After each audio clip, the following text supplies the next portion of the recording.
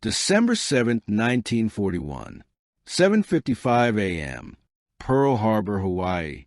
Without warning, without declaration of war, Japanese aircraft descended on the American Pacific Fleet. In less than 2 hours, 2,400 Americans lay dead. The battleships Arizona, Oklahoma, California, and West Virginia rested on the harbor bottom. 18 ships were sunk or damaged. 188 aircraft destroyed. America's Pacific Fleet was crippled. The next day, President Franklin Delano Roosevelt stood before Congress and declared December 7th, a date which will live in infamy.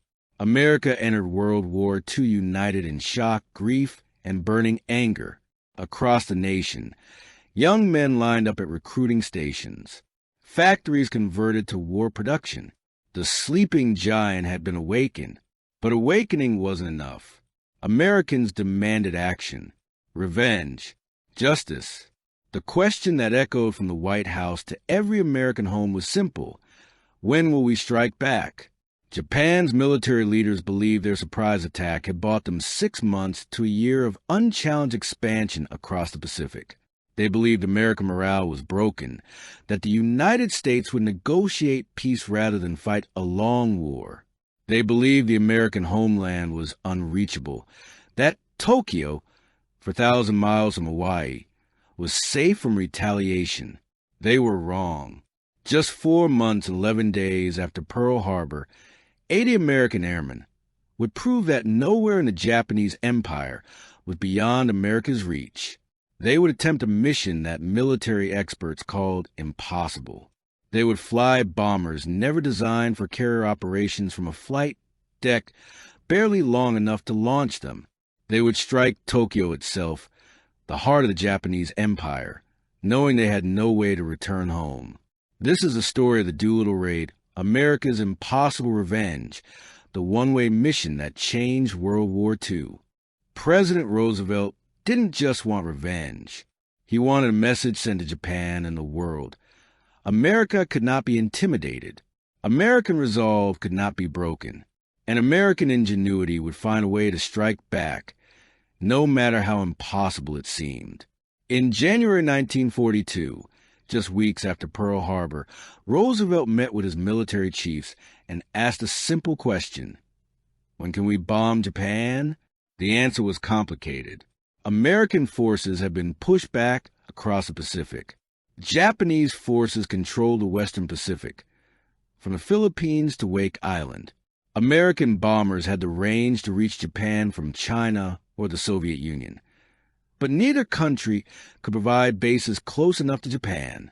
Conventional military wisdom said bombing Japan was impossible for at least a year, maybe longer. But Captain Francis Lowe, a submarine officer on Admiral Ernest King's staff, had an unconventional idea. What if the Army Air Forces launched land-based bombers from a Navy aircraft carrier? The concept was radical. Aircraft carriers launched small, lightweight naval aircraft, fighters, and torpedo bombers designed for carrier operations. Land-based bombers like the B-25 Mitchell were too large, too heavy, and required runways far longer than any carrier deck. The B-25 needed 1,500 feet to take off fully loaded. Aircraft carriers had flight decks of about 800 feet, and most of that space was needed for landing operations. But Lowe believed it might be possible, if you weren't planning to land again, a one-way mission. Launch the bombers from maximum range, strike Japan, then fly west to crash land in unoccupied China, where Chinese resistance fighters could help American crews escape. Admiral King brought the idea to General Henry Hap Arnold, commanding the Army Air Forces. Arnold was skeptical but intrigued. He assigned his best man to evaluate the plan, Lieutenant Colonel James Harold Doolittle. Jimmy Doolittle was already an American aviation legend. He'd won the Schneider Trophy. He performed the first outside loop. He'd earned a doctorate in aeronautics from MIT. He developed instrument flying techniques still used today. At 45, he was technically too old for combat operations, But no one in the Army Air Forces knew more about pushing aircraft to their absolute limits. Doolittle spent 1 week analyzing the problem. Then he reported back to General Arnold with 4 words: "It can be done." Doolittle needed air crews, 5 men per aircraft, 16 aircraft total, 80 volunteers for a mission he couldn't fully explain. All he could tell them was the truth. The mission would be extremely dangerous, likely a one-way trip, and absolutely secret. Every single man volunteered. Doolittle selected crews from the 17th Bombardment Group, experienced B-25 pilots, and crews based at Pendleton, Oregon. These weren't green recruits. They were trained aviators, but none had any idea what they were volunteering for. In early March 1942, the crews were transferred to Eglin Field in Florida for special training. Only then did Doolittle reveal part of the plan. They would take off from a simulated carrier deck marked on the runway, just 500 feet, less than half the normal takeoff distance for a fully loaded B-25. The pilots thought Doolittle was insane. Lieutenant Ted Lawson, pilot of aircraft number 7, later named the Ruptured Duck, wrote in his diary, "We thought it was impossible. B-25 needs at least 1,000 feet, and that's with minimal fuel and no bombs. Doolittle was asking us to take off in 500 feet, fully loaded with fuel and bombs, from a moving carrier deck in ocean winds." But Doolittle had done the calculations. By stripping unnecessary equipment, reducing crew to 5 men, optimizing fuel load, and using maximum flaps and throttle at the moment of release, the B-25 could stagger into the air with mere feet to spare. For 3 weeks, crews practiced short takeoffs, again and again, until they could lift the bomber off in less than 500 feet. They practiced low-level navigation over water. They practiced night flying. They practiced until the impossible became merely terrifying. Doolittle still hadn't told them the target. Rumors spread. Some thought they bombed Germany from carriers in the Atlantic. Others guessed they'd strike Japanese positions in the Philippines. No one guessed the truth. On March 25th, the 16 modified B-25s were loaded aboard the USS Hornet at Alameda Naval Air Station in California. That's when the crews finally learned their target. Tokyo, the capital of the Japanese Empire, the home of Emperor Hirohito, the city considered untouchable. Reactions ranged from excitement to terror. Lieutenant Robert Gray, co-pilot of Aircraft One, later said, "Half of us couldn't believe it. The other half couldn't believe we'd survive it. But every single man was proud to go." The USS Hornet, carrying 16 B-25s and 80 American airmen, departed Alameda on April 2, 1942, destination, Japan. The USS Hornet didn't sail alone. On April 13th, mid-Pacific, she rendezvoused with Task Force 16, commanded by Admiral William Bull, Halsey aboard the carrier USS Enterprise. The combined force included 2 carriers, 4 cruisers, 8 destroyers, and 2 oilers, the largest American naval force assembled since Pearl Harbor. For the air crews aboard Hornet, the voyage meant intensive preparation. They studied maps of Tokyo and other Japanese cities. They memorized escape routes through China. They practiced aircraft recognition, so they wouldn't shoot at Chinese or Russian aircraft after leaving Japan. They cleaned their weapons, checked their bombs, and wrote letters they hoped would never be sent. The plan called for launching 450 miles from Japan, close enough for the B-25s to reach the Chinese coast after bombing Tokyo, but far enough from Japan to avoid detection. The carriers would approach at night, launch at dawn, then turn and race back to Hawaii before Japanese forces could respond. But on the morning of April 18th, 650 miles from Japan, American radar detected Japanese patrol boats. The picket boat Nido Maru spotted the American task force and immediately radioed Tokyo. 3 enemy carriers sighted. Within minutes, the radio went silent. The USS Nashville had sunk the patrol boat with gunfire, but the damage was done. Japan knew American carriers were approaching. Admiral Halsey faced an impossible decision: launch immediately from 650 miles instead of 450, adding 200 miles to an already impossible mission, likely dooming the raiders who would run out of fuel before reaching China, or abort the mission, turn back, and leave Pearl Harbor unavenged. Halsey signaled Doolittle, "Launch aircraft." To Colonel Doolittle and his gallant command, "Good luck and God bless you." Doolittle gathered his crews on the Hornet's deck. The sea was rough, 30-foot swells lifting the carrier, winds gusting to 40 knots. The target was 200 miles further than planned. Fuel would be critical. Reaching China was now even more doubtful. Doolittle gave his men one final chance to back out. No one did. At 0800 hours, April 18, 1942, Doolittle climbed into aircraft number 1, AB-25 he'd named for the mission, Tokyo bound. The engines roared to life. The carrier turned into the wind. Navy Deck Officer Lieutenant Henry Miller signaled with flags, coordinating the bomber's throttle with the carrier's pitch in the heavy seas. The moment came. Miller's flag dropped. Doolittle released the brakes, pushed throttles to maximum, and the bomber lurched forward. 500 feet of deck, 65,000 pounds of aircraft, fuel, and bombs, 30-knot headwind, carrier pitching in rough seas. Doolittle's B-25 accelerated down the deck. Faster, faster. The bow of the carrier lifted on a swell. At the exact moment the deck angled upward, Doolittle pulled back on the yoke. The bomber staggered into the air with feet to spare. America was going to Tokyo. 4-5 hours, 16B. 25 bombers flew west at wave-top level, under Japanese radar, toward the heart of the empire. At 1,215 hours, Lieutenant Colonel Doolittle's bomber reached the Japanese coast. Below, Japanese civilians worked in fields, fished in boats, went about normal Saturday routines. No air raid sirens sounded. No fighter scrambled. Tokyo had never been attacked from the air. The possibilities seemed impossible. Doolittle climbed to 1,500 feet, just high enough for accurate bombing, and made his run on Tokyo.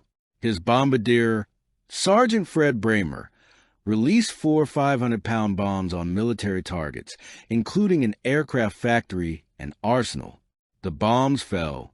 Explosions erupted below. Doolittle banked hard and headed west, flying low over Tokyo Bay. One after another, the B-25s arrived over Tokyo and other targets. Aircraft 2 through 5 bombed Tokyo. Aircraft 6 hit Tokyo's northern districts. Aircraft 7, Ted Lawson's ruptured duck, bombed an oil tank farm, creating massive fires. Aircraft 8 through 10 struck Yokohama. Aircraft 11 hit Yokosuka. Aircraft 12 through 15 bombed Nagoya, Osaka, and Kobe. Aircraft 16, piloted by Captain William Farrow, struck Nagoya's aircraft works. The bombing runs lasted about 30 seconds each, just enough time to drop bombs and escape. Japanese anti-aircraft fire was sporadic and inaccurate. A few Japanese fighters scrambled but couldn't catch the B-25s, which escaped at wave-top level.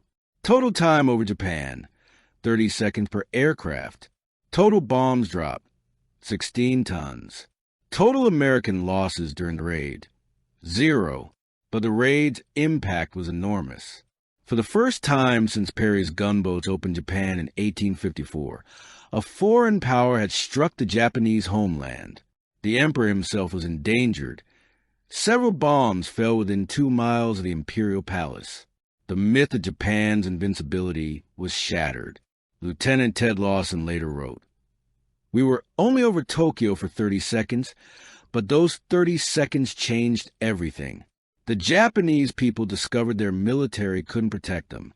The Japanese military discovered America would never surrender, and we discovered that impossible missions were only impossible until somebody did them. But the mission was far from over. 16 bombers now face a 1,000-mile flight to China with insufficient fuel, no fighter escort, and no guaranteed safe landing zones. The Raiders' greatest challenge was just beginning. After bombing their targets, the 16 B-25s turned west toward China, flying low over the East China Sea. Each aircraft was already running on fumes. The extra 200 miles from the early launch meant fuel calculations were now critical. The plan called for landing at Chinese airfields near the coast, where friendly forces would protect the crews. But the early launch created another problem. The Raiders would reach China after dark, and the Chinese airfields had no lights, no radio beacons, no navigation aids. Doolittle radioed ahead using encrypted codes, requesting the Chinese prepare the airfields. But the messages never got through. Communication failures, language barriers, and Chinese confusion about American intentions meant no airfields were prepared. As darkness fell and fuel gauges dropped toward empty, the Raiders faced terrible choices. Some pilots attempted crash landings on beaches. Others bailed out over what they hoped was unoccupied Chinese territory. Several ditched in the ocean. Doolittle's aircraft ran out of fuel over China. Unable to find an airfield in darkness and mountains, Doolittle ordered his crew to bail out. At 45 years old, having never parachuted before, Doolittle jumped into the Chinese night. He landed in a rice paddy, covered in mud but unhurt. His crew scattered across miles of countryside. Lieutenant Ted Lawson attempted a water landing near the Chinese coast. The ruptured duck hit the water hard, breaking apart. Lawson's leg was nearly severed. His crew struggled ashore, where Chinese fishermen found them and carried Lawson to safety. Chinese doctors eventually amputated Lawson's leg below the knee, saving his life. 15 of the 16 aircraft were lost. 13 crashed in China, 1 ditched near the coast, and 1 landed in the Soviet Union. The Soviets, officially neutral in the Pacific War, impounded the aircraft and interned the crew for 13 months before allowing them to escape to Iran. Of the 80 Raiders, 69 reached safety with help from Chinese civilians and resistance fighters. The Chinese people, despite risking brutal Japanese retaliation, hit American airmen, treated their wounds, and guided them to safety. Many Chinese civilians would pay with their lives for helping Americans. But 8 Raiders were captured by Japanese forces in occupied China. Their fate would become one of World War II's greatest war crimes. 8 Doolittle Raiders fell into Japanese hands. Lieutenants Dean Hallmark, William Farrow, Robert Height, Chase Nielsen, and George Barr, along with Sergeants Harold Spatz, Donald Fitzmaurice, and Jacob DeShazer, were captured in occupied China between April 18th and 20th, 1942. The Japanese military, humiliated by the raid on Tokyo, was determined to make examples of captured American airmen.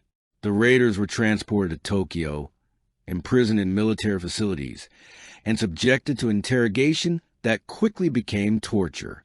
The prisoners were beaten, starved, and kept in solitary confinement. They were interrogated about American military plans, aircraft capabilities, and future operations.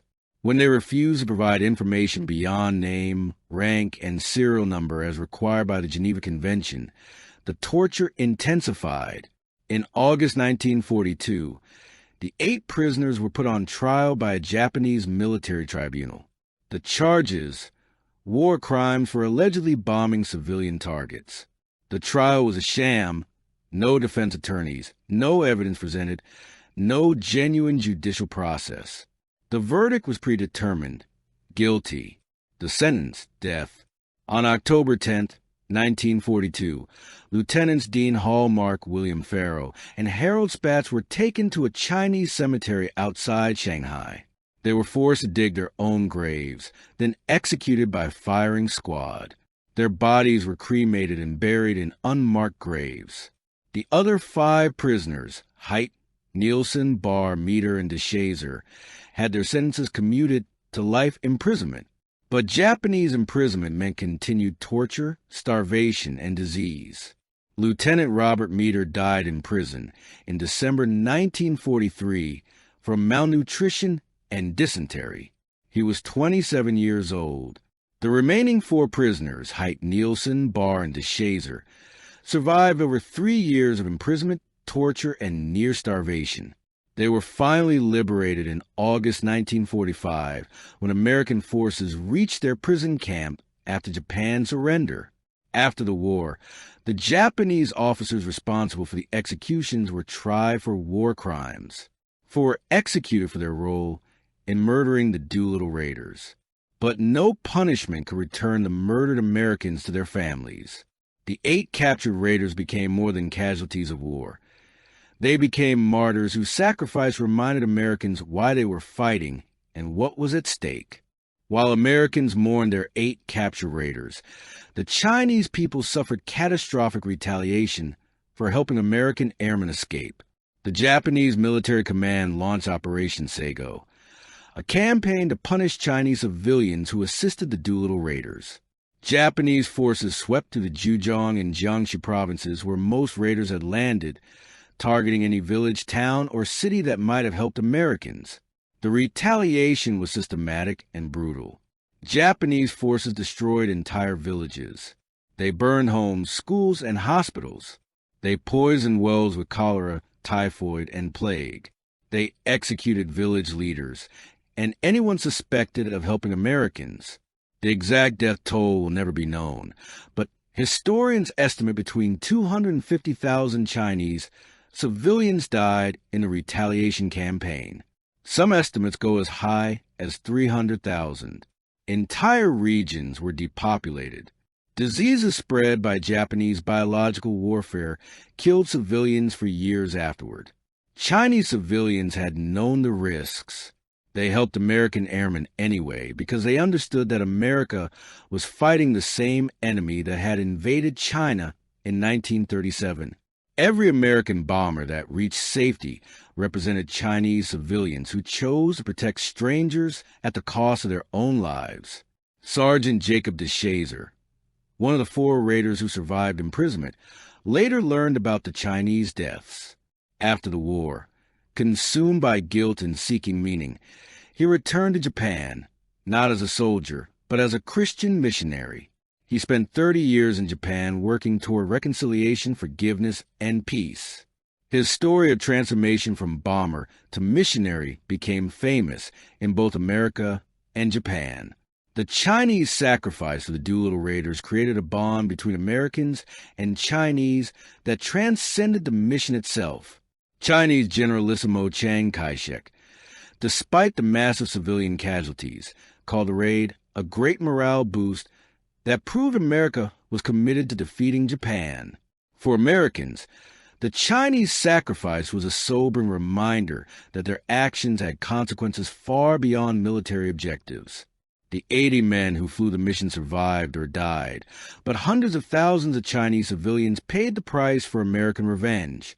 It was a moral complexity that would haunt some raiders for the rest of their lives, even as they remained proud of their mission. In the rice paddy where he landed, covered in mud, Doolittle believed he had failed. He lost all 16 aircraft. His men were scattered across China. Some were certainly dead or captured. The mission accomplished minor physical damage to Japan, industrial targets bombed, but nothing strategically decisive.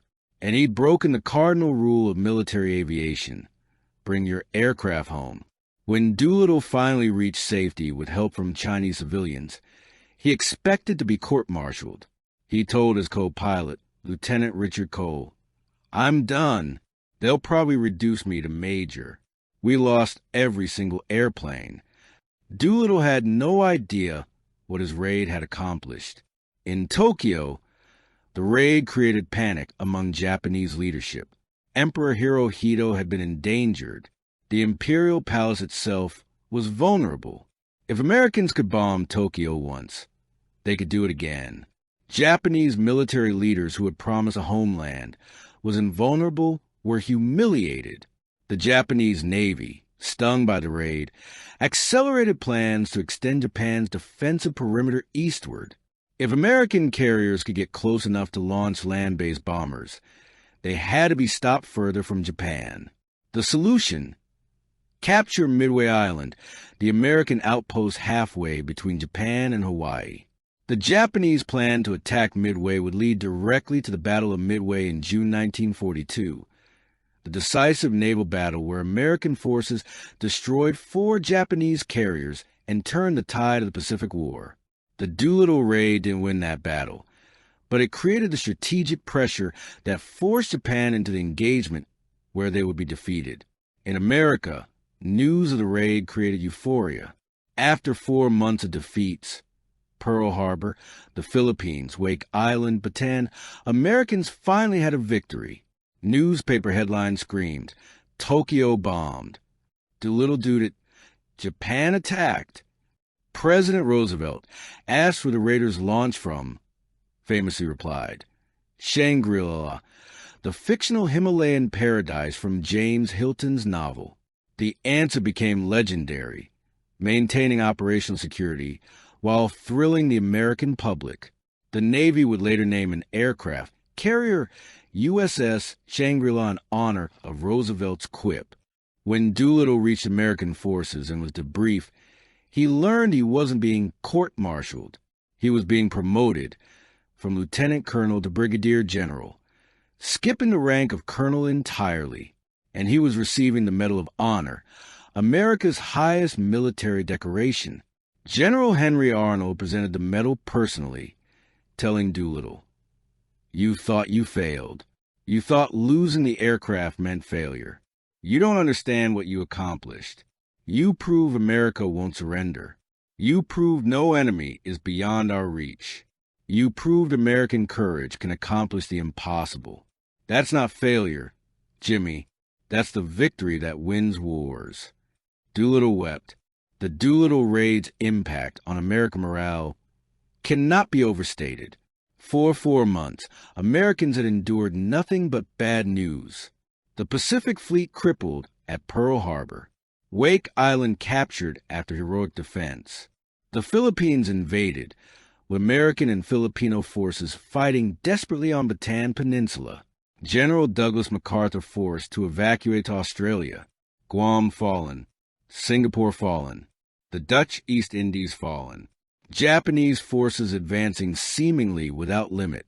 American newspapers printed maps showing Japanese expansion across the Pacific like a rising flood. Analysts predicted years of defensive warfare before America could counterattack. Some questioned whether defeating Japan was even possible. Then came April 18, 1942. "Tokyo bombed," screamed the headlines. Suddenly, impossibility became reality. American bombers had struck the Japanese capital. Emperor Hirohito himself had been endangered. The myth of Japanese invincibility shattered. War correspondent Ernie Pyle wrote, "The Doolittle Raid did something more important than damage Japanese factories. It damaged Japanese confidence and restored American hope. After Pearl Harbor, Americans wondered if we could fight back. Doolittle answered that question with bombs on Tokyo. Defense plant workers increased production. War bond sales soared. Military recruitment surged. The American public, energized by proof that America could strike back, committed fully to total war. Hollywood immediately recognized the story's power. Within a year, MGM released 30 Seconds Over Tokyo, based on Ted Lawson's memoir. Starring Spencer Tracy as Doolittle and Van Johnson as Lawson, the film became one of the war's most successful movies, earning 2 Academy Award nominations and inspiring millions. The raid also demonstrated American innovation and courage to allies and enemies alike. Britain, fighting desperately against Germany, saw America as a fully committed partner capable of bold action. The Soviet Union, bearing the brunt of German invasion, saw evidence that America would fight aggressively. China, suffering Japanese occupation, saw America as a genuine ally, and Japan saw that their strategy had failed. They couldn't intimidate America into negotiation. Pearl Harbor hadn't broken American will. It had forged it stronger. The raid on Tokyo proved that nowhere in the Japanese Empire was safe, that American ingenuity could overcome any obstacle, and that Japanese military supremacy was an illusion. Within 6 weeks, Japan would attack Midway Island to extend their defensive perimeter and prevent future carrier raids. That decision would lead to Japan's decisive naval defeat, from which they would never recover. The Doolittle Raid didn't win the Pacific War, but it changed the psychology of the war, for allies, and for enemies. And in warfare, psychology often determines outcomes as much as bombs and bullets. The Doolittle Raid's greatest impact wasn't the bombs that fell on Tokyo. It was the Japanese reaction to those bombs. Admiral Isoroku Yamamoto, commander of the Japanese Combined Fleet and architect of the Pearl Harbor attack, understood immediately that the raid represented a strategic disaster. American carriers had approached within striking distance of Japan. If they could do it once, they could do it again. The next raid might be larger, more destructive, potentially catastrophic. Yamamoto proposed a solution: capture Midway Island, the American outpost halfway between Japan and Hawaii. With Midway in Japanese hands, American carriers couldn't approach Japan. More importantly, the attack on Midway would force the American Pacific Fleet into decisive battle, a battle Yamamoto believed Japan would win, destroying American naval power permanently. The Japanese High Command approved Yamamoto's plan. Operation MI, the invasion of Midway, was scheduled for early June 1942, less than 2 months after the Doolittle Raid. But Yamamoto made critical mistakes driven by overconfidence and pressure from raid. He rushed the Midway operation. He divided his forces. He assumed American forces were demoralized and disorganized. He underestimated American intelligence capabilities. American cryptographers had broken Japanese naval codes and knew Midway was a target. On June 4th, 1942, American and Japanese forces clashed at Midway. In 5 minutes of devastating attacks by American dive bombers, 3 Japanese aircraft carriers, Akagi, Kaga, and Soryu, were set ablaze and doomed. A 4th carrier, Hiryu, was destroyed later that day. Japan lost 4 carriers, hundreds of aircraft, and thousands of experienced pilots. The Battle of Midway was the turning point of the Pacific War. Japan never recovered carrier strength. American forces seized the initiative and never relinquished it. And the chain of causation led directly back to April 18, 1942. The Doolittle Raid created the strategic pressure that forced Japan into the Midway operation. Japanese urgency to prevent future raids led to rushing a complex operation. Japanese overconfidence, shaken but not broken by the raid, led to tactical mistakes. American morale, boosted by the raid, created confidence in victory. Historians debate whether the Doolittle Raid caused the Midway disaster for Japan. The connection isn't that simple. Many factors contributed to Midway's outcome, but the raid was unquestionably a link in the chain that led to Japan's decisive defeat. Admiral Yamamoto himself recognized the connection. After Midway, he reportedly told his staff, "The Doolittle Raid showed us we were vulnerable. Midway proved we were beatable. Together, they changed the war." 69 of the 80 Doolittle Raiders survived the mission and returned to American forces. All continued serving throughout the war. Doolittle himself commanded the 12th Air Force in North Africa, the 15th Air Force in the Mediterranean, and finally the 8th Air Force in England, leading the strategic bombing campaign against Germany. The Raiders never forgot their mission or their comrades who didn't return. Every year from 1946 until 2013, surviving Raiders gathered for a reunion. They drank a toast from special silver goblets, one for each of the 80 Raiders, honoring both the living and the dead. The 80 Doolittle Raiders returned from their mission as national heroes, but they carried the weight of their experience for the rest of their lives. Lieutenant Ted Lawson, who lost his leg after crash landing near China, wrote 30 Seconds Over Tokyo in 1943 while recovering in Walter Reed Hospital. His memoir became a bestseller and later a major motion picture. Lawson spent the rest of his life advocating for veterans with disabilities, never forgetting the Chinese civilians who saved him. He died in 2019 at age 103, one of the last 4 surviving Raiders. Lieutenant Colonel Richard Cole, Doolittle's co-pilot in Aircraft No. 1, flew additional combat missions in North Africa and China.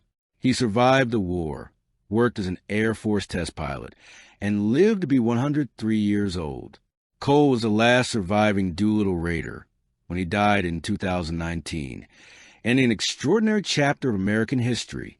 Staff Sergeant Jacob DeShazer, captured and tortured by Japan, underwent a remarkable transformation. While imprisoned, a guard gave him a Bible. DeShazer became a Christian, survived the war, and returned to Japan as a missionary in 1948. He spent 30 years in Japan preaching forgiveness and reconciliation. His story of transformation inspired Mitsuo Fukuda, the Japanese pilot who led the Pearl Harbor attack, to also become a Christian. Together, former enemies became friends. Speaking about peace and reconciliation, Captain Mitsuo Fukuda, who had commanded the Pearl Harbor attack, read DeShazer's story in a pamphlet titled, "I Was a Prisoner in Japan." Moved by DeShazer's forgiveness, Fukuda converted to Christianity and became a missionary. In one of history's most remarkable reconciliations, Fukuda and DeShazer toured together, speaking about how former enemies could find peace through forgiveness. Their friendship became a symbol of post-war reconciliation between America and Japan. Lieutenant Robert Hite, one of the 4 imprisoned Raiders who survived, returned to America weighing 80 pounds, suffering from malnutrition and torture. He recovered, testified at war crimes trials against his Japanese captors, and lived a quiet life in Arkansas, rarely speaking publicly about his ordeal. He died in 2015 at age 95. General Jimmy Doolittle retired from the Air Force in 1946 as a 4-star general, then worked in aerospace industry and advised presidents on military matters. He remained close to his fellow Raiders, attending every reunion, always insisting he was no more heroic than any of the 80 men who flew the mission. Doolittle died in 1993 at age 96, honored as one of America's greatest military aviators. The Chinese civilians who helped the Raiders were never forgotten. After the war, several Raiders returned to China to thank the families who had saved them. When communications with China became difficult during the Cold War, Raiders maintained contact through third countries, ensuring that the debt of gratitude was never forgotten. In 1959, the Doolittle Raiders established a tradition. Each year at their reunion, they would conduct a ceremonial toast. 80 silver goblets, each engraved with a Raider's name, were stored in a special case. During the toast, the names of deceased Raiders were read aloud, and their goblets were turned upside down. The living Raiders then drank a toast to fallen comrades, using cognac from a bottle saved since 1896, the year Jimmy Doolittle was born. The final toast occurred in 2013, when only 4 Raiders survived. Lieutenant Colonel Richard Cole, Lieutenant Edward Saylor, Staff Sergeant David Thatcher, and Robert Hite gathered at the National Museum of the U.S. Air Force in Dayton, Ohio. They conducted the final toast, honoring their 76 fellow Raiders who had passed away, then sealed the goblets for permanent display. The Doolittle Raid became embedded in American culture in ways that transcended military history. 30 Seconds Over Tokyo, the 1944 film starring Spencer Tracy, introduced the raid to millions of Americans who packed theaters during the war. The movie emphasized courage, sacrifice, and American ingenuity, themes that resonated with a nation fully committed to total war. Tracy's portrayal of Doolittle as a determined but humble leader created the public image of Doolittle that endured for decades. In 1959, the Air Force released the Doolittle Raid, a documentary featuring actual footage from the mission and interviews with raiders. The film was shown in schools for decades, teaching new generations about American courage in the darkest days of World War II. Aviation enthusiasts kept the memory alive by restoring B-25 Mitchell bombers. Several restored B-25s flew in air shows for decades, their crews explaining the Doolittle Raid to spectators.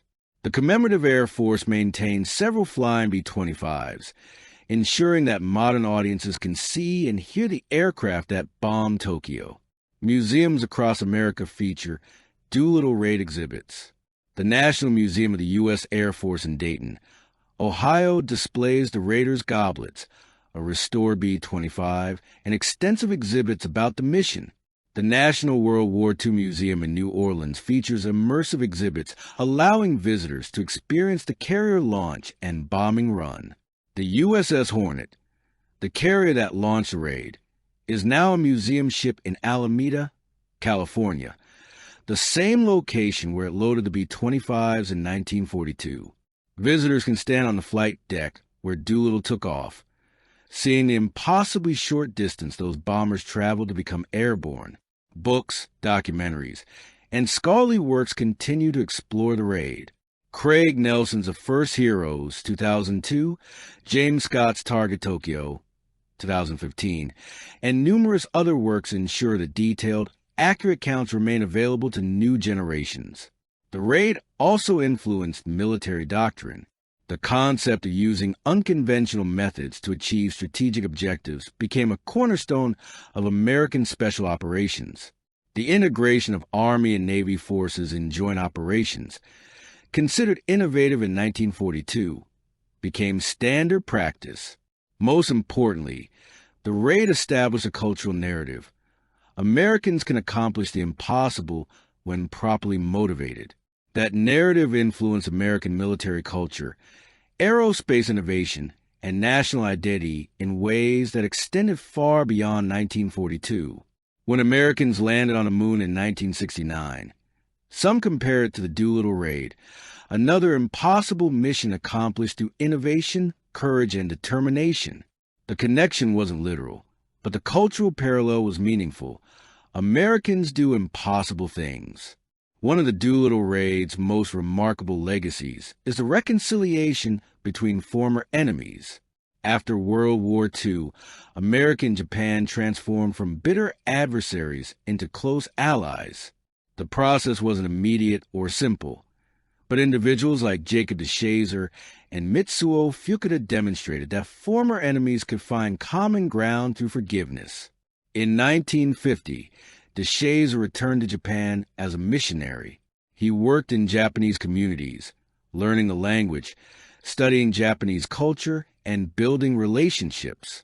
Many Japanese people, initially suspicious of an American who had bombed their country and been imprisoned by their military, were moved by his genuine commitment to reconciliation. Mitsuo Fukuda, the Pearl Harbor attack leader, met DeShazer in Japan in 1950.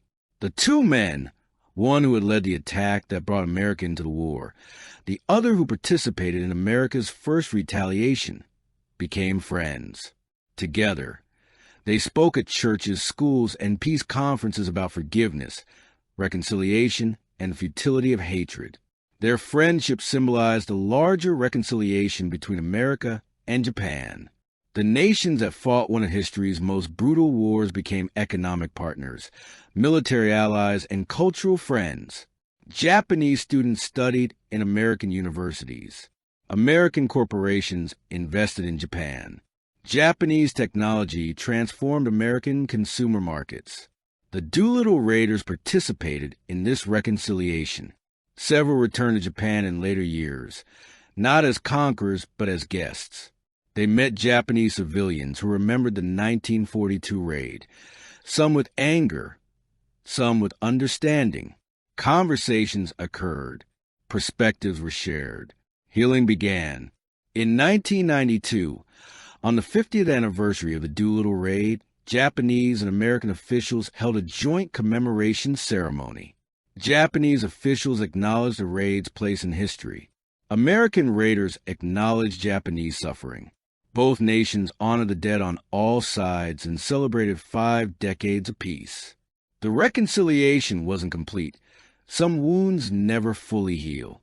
Some Japanese still resented the American bombing campaign that culminated in Hiroshima and Nagasaki. Some Americans never forgave Pearl Harbor or the execution of captured raiders. But enough people on both sides chose forgiveness over hatred to build a lasting friendship between formerly implacable enemies. Jacob de Shazer, asked in his later years how he could forgive his torturers, said, "Hatred destroys the hater. Forgiveness frees both the forgiver and the forgiven. I spent 3 years in a Japanese prison, but I spent 30 years in the Japanese community as a friend. The 30 years meant more than the 3 years. That wisdom, choosing forgiveness over vengeance, reconciliation over revenge, stands as one of the raid's most profound legacies. The Doolittle Raid advanced American military capabilities in ways that influenced operations throughout World War II and beyond. The engineering modifications that allowed B-25s to take off from a carrier deck represented innovation under extreme pressure. Engineers removed unnecessary weight, lower gun turret, liaison radio, bomb sight. They added fuel tanks in every available space, bomb bay, crawlways, even the wings. They calculated precise fuel consumption, optimal throttle settings, and exact takeoff procedures. These modifications became templates for future special operations. The principle of adapting existing equipment for unconventional missions rather than waiting for specialized equipment influenced American military culture. Speed and adaptability became valued over perfect preparation. The raid also demonstrated the value of joint operations. Army Air Forces crews operating from Navy carriers, coordinated by Navy task forces, supported by Navy cruisers and destroyers. This integration of services was innovative in 1942. The success proved that inter-service cooperation could accomplish missions neither service could achieve alone. Today, joint operations are standard in American military doctrine. The integration that seemed radical in 1942 is now routine. The Doolittle Raid helped establish that precedent. The navigation challenges faced by the raiders led to improvements in long-range navigation systems. The difficulties of navigating by dead reckoning over ocean, finding targets in unfamiliar territory, and escaping to uncertain landing zones highlighted the need for better navigation technology. These lessons contributed to development of radio navigation systems and eventually satellite GPS. The intelligence failures that left Chinese airfields unprepared for the raiders' arrival led to improved coordination between combat operations and intelligence services. The breakdown in communication between American forces and Chinese allies led to better liaison procedures that saved lives in future operations. The mission also taught painful lessons about risk assessment and strategic value. The loss of 8 men to execution, for aircraft crews lost at sea or in crashes, and hundreds of thousands of Chinese civilian deaths raised questions about whether strategic and morale benefits justified the costs. These questions have no easy answers. War always involves moral complexity. The Doolittle Raid accomplished its objectives, boosting American morale, shocking Japan, and influencing Japanese strategy. But the costs, particularly the Chinese civilian deaths, haunt the raid's legacy. Military planners studying the raid learned to consider not just immediate tactical success, but broader strategic consequences and collateral damage. The principle that successful missions must account for second and third order effects became embedded in American military planning. The Doolittle Raid's technical innovations, strategic lessons, and moral complexities continue to be studied at military academies worldwide as a case study in special operations, risk management, and the sometimes terrible costs of necessary action. In Suzhou, China, where many Doolittle Raiders crash-landed, stands a memorial that few Americans know exists. The Doolittle Raiders Memorial, erected by Chinese citizens, honors not the American airmen, but the Chinese civilians who died protecting them. The memorial lists villages destroyed, families killed, and individuals executed by Japanese forces for helping American flyers escape. The monument was built by Chinese citizens, many descendants of those who had American airmen. For decades during the Cold War, when official relations between America and China were hostile, these families maintained memory of the Americans they'd helped and the terrible price they'd paid. When diplomatic relations improved in the 1970s, some Doolittle Raiders learned about the Chinese memorial. Several visited China to pay respects to civilians who saved them. These visits were emotional, aging American airmen meeting aging Chinese civilians, both groups remembering 1942, both carrying memories of loss. Lieutenant Chase Nielsen, who was captured and imprisoned by the Japanese, visited China in 1992 on the 50th anniversary of the raid. He met Chinese families whose parents and grandparents had hidden him from Japanese patrols. Nielsen wept, thanked them, and laid flowers at the memorial. The Chinese families insisted that no thanks were necessary. They explained that helping the Americans had been the right thing to do, even knowing the consequences. They had seen the Americans as allies fighting the same enemy, the Japanese forces that had invaded China in 1937 and brutalized Chinese civilians for years. The memorial became a symbol of civilian sacrifice in war. Not soldiers dying in combat, but civilians choosing to help strangers knowing they would face brutal retaliation. It's a reminder that war's costs extend far beyond battlefield casualties. In recent years, Chinese and American veterans organizations have worked together to maintain the memorial and educate new generations about the shared sacrifice. Chinese students learn about their ancestors who helped American airmen. American students learn about the Chinese civilians who paid with their lives. The memorial stands as testament to an uncomfortable truth. The Doolittle Raid's greatest cost wasn't paid by the 80 American airmen who flew it, but by hundreds of thousands of Chinese civilians who helped those airmen and suffered unspeakable retaliation. That knowledge weighs heavily on the raid's legacy. The mission succeeded. Morale was boosted. Japan was shocked. The strategic impact was real, but the cost in innocent lives was catastrophic. The memorial in Suzhou asks visitors to remember not just American courage, but Chinese sacrifice, not just military victory, but civilian suffering, not just heroes, but victims. It's a complex legacy, fitting for a complex war.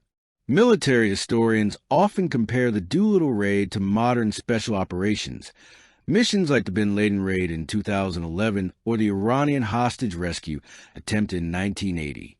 The parallels are striking. Like modern special operations, the Doolittle Raid required unconventional methods using adapted equipment, extensive secret training for specialized mission acceptance of high risk for strategic objectives, joint service cooperation. Army and Navy, emphasis on psychological impact over tactical damage, willingness to sacrifice operational security for mission success. The raid established principles that modern special operations forces still follow. Train for a specific mission. Accept that some operations are worth high risk. Understand that strategic and psychological effects can outweigh tactical results, and innovate rather than waiting for perfect conditions. But the differences are equally important. Modern special operations emphasize bringing everyone home. Rescue and extraction plans are as important as mission execution. The Doolittle Raid was explicitly a one-way mission.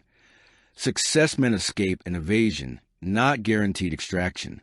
Modern technology provides capabilities the Doolittle Raiders couldn't imagine. Satellite navigation eliminates dead reckoning navigation errors. Stealth technology reduces detection risk. Night vision allows operations in total darkness. Precision weapons minimize collateral damage. Real-time communication maintains command and control. The Doolittle Raiders had none of these advantages. They navigated by compass and chronometer. They struck in daylight because night navigation was impossible.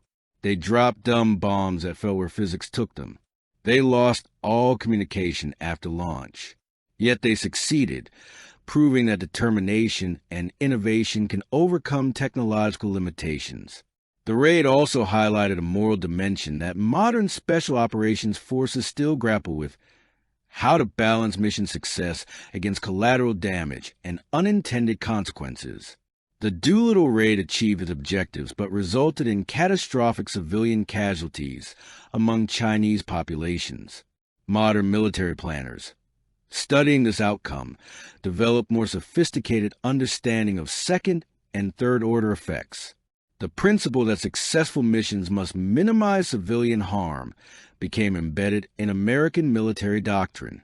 The Doolittle Raid is taught at the U.S. Special Operations Command, Ranger School, and Special Forces Training as a case study in innovative thinking, risk acceptance, and mission planning. Students learn both what worked, adaptability, joint operations, psychological warfare, and what went wrong, inadequate extraction planning, insufficient coordination with allied populations, underestimation of enemy retaliation. The lesson: even successful missions offer opportunities to improve future operations. The Doolittle Raiders, 80 young men in 1942, became fewer with each passing year.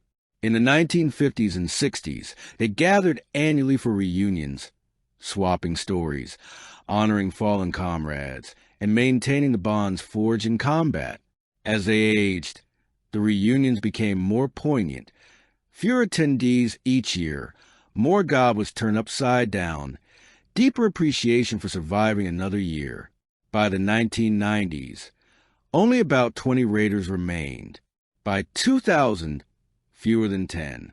By 2013, only 4 survived: Lieutenant Colonel Richard Cole, Staff Sergeant David Thatcher, Staff Sergeant Edward Saylor, and Corporal Robert Height. In November 2013, these 4 final Raiders gathered at the National Museum of the U.S. Air Force for the last official reunion. Thousands attended: veterans, families, military personnel, civilians who wanted to honor living history. The final toast ceremony was conducted with full military honors. The 80 silver goblets were displayed. Names of the 76 deceased Raiders were read aloud, each name followed by the turning of a goblet upside down. The ceremony took over an hour, each name honored, each life remembered. Then the 4 surviving Raiders, ages 96 to 101, stood together and raised goblets containing cognac from the 1896 bottle, saved for this moment. They toasted their fallen comrades. They drank, and they sealed the bottle and the goblets in the museum for permanent display. It was the end of an era, the last gathering of men who had done the impossible, who had struck back after Pearl Harbor, who had proven that American courage could overcome any obstacle. Over the following years, the final 4 pass away. Staff Sergeant Edward Saylor died in January 2015. Age 94 Corporal Robert Height died in March 2015. Age 95 Staff Sergeant David Thatcher died in June 2016. Age 94 Lieutenant Colonel Richard Cole died in April 2019. Age 103. With Cole's death, the last Doolittle Raider was gone. No living person remained who had flown that mission, who had launched from the Hornet, who had bombed Tokyo, who had escaped through China. The men were gone, but their story remained. Museums displayed their artifacts. Books told their story. Films preserved their images. And new generations learned about 80 young Americans who attempted the impossible and succeeded. President Donald Trump, speaking at Cole's funeral in 2019, said, "These men belong to the greatest generation, but even among heroes, the Doolittle Raiders stand apart. They volunteered for a mission they knew was nearly suicidal. They flew into the unknown. They proved that America would never surrender. As long as our nation endures, their courage will inspire." The final Raider was gone, But the legend lived on. In 2026, 84 years after the Doolittle Raid, why does this mission still matter? First, it demonstrates that impossible challenges can be overcome through innovation, courage, and determination.